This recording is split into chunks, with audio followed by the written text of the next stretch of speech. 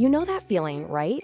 When you're wrestling with a problem and you know someone could probably help you in a second, but the words, "Can you help me?" just get caught in your throat. Well, you are definitely not alone in this. So today, let's unpack this silent struggle. I mean, it's such a human question, isn't it? Why do so many of us choose to struggle in silence, even when support is right there, just waiting for us? As you're about to see, the answer goes way, way deeper than just being stubborn. And get this is the crazy part. Research actually shows that we consistently underestimate how willing other people are to help us by as much as 50%. Think about that. The support we need is often right there, but we're trapped by this massive gap in perception. And let's be clear, this isn't some kind of character flaw. Not at all. It's actually a survival skill that we learned, probably without even realizing it. For so many of us, this whole thing began when we were kids. If you reached out for help or comfort and you were met with maybe annoyance or rejection or just nothing, you learn a really powerful lesson fast. And that lesson is depending on other people isn't safe. Self-reliance becomes your only option. And this is what we call hyper-independence. The best way to think about it is like emotional armor, right? It's the shield we build around ourselves to keep from being let down again. It does its job, it keeps us safe, but wow, is it heavy. So incredibly heavy to carry around all the time.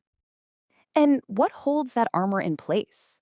It's usually this quiet little voice of fear inside our heads, a voice that whispers things like, if they find out I can't handle this, they'll think I'm weak. It's this deep, deep fear that if we show any vulnerability, if we admit we can't do it all alone, we're just opening ourselves up to being judged. This is especially tough for high achievers. If your sense of who you are, your entire self-worth is tied up in being competent and capable, then needing help doesn't just feel bad. It can feel like a total failure. It feels like it threatens the very core of your identity. So what's the actual cost of carrying all that heavy armor day in and day out? The impact of going it alone is, well, it's a lot bigger than we usually let ourselves believe. And you can see how these things just cascade into each other. The nonstop stress of doing everything yourself leads straight to burnout. And living under that constant pressure creates this deep, painful loneliness, which of course starts to damage our relationships. It goes so deep that studies show it can even weaken our immune systems. It is a massive price to pay. And then of course there's that little nagging voice, isn't there? The one that whispers, "Ugh, what if I'm bothering them? They're probably way too busy." This fear of inconveniencing other people is incredibly common, and honestly, it's one of the most powerful silencers out there. But here is the beautiful paradox in all of this. The very fears that drive this isolation, they are almost entirely an illusion. Just look at the disconnect between what we're afraid of and what the research actually shows. We think, I'll get a burden, but the reality is they will likely enjoy helping. We worry they'll be annoyed. The truth is, helping us makes them feel good. We're terrified they'll say no when they probably want to say yes. This completely reframes the entire act. When you ask for help, you're not taking something from someone. You are giving them an opportunity. The opportunity to connect, to feel needed, and to experience the simple joy of contribution. It really is a gift.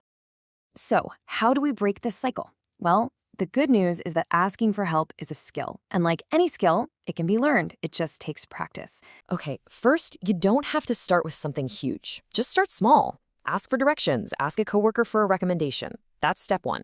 Second, when that "I'm a burden" thought pops up, you have to actively challenge it. Remind yourself that people generally want to help. Third, when you do get help, practice gratitude. Really fully receive it and notice how it feels to be supported. And finally, if these patterns run deep, seeking therapy can be a transformative way to rewrite those old survival scripts. And this is really what it all comes down to. The ultimate reframe is understanding that true strength isn't about doing everything alone. It's having the self-awareness to know when you need support and the courage to actually ask for it. So I'll leave you with this question to think about, because moving from understanding to action is everything. What is one small, low-stakes thing you could ask for help with this week, just to practice the muscle? Remember, you are worthy of support. You always have been.